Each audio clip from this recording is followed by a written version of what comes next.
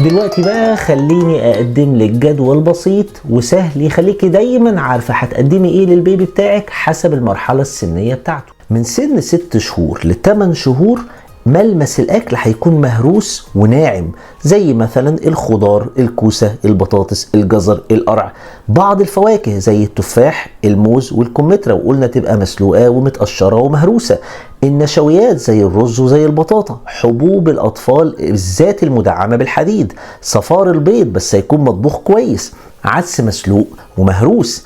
من 8 شهور ل 10 شهور ملمس الاكل هيكون مهروس بس خشن شويه، او في قطع بس تكون قطع طريه، زي ايه مثلا؟ نفس الانواع اللي احنا اتكلمنا عليها فوق دي ولكن اقل نعومه، قطع خضار مسلوقه، جبنه بيضه بدون ملح، فراخ او لحمه مفرومه، زبادي طبيعي، وتوست طري بس هيكون من غير الحواف بتاعته.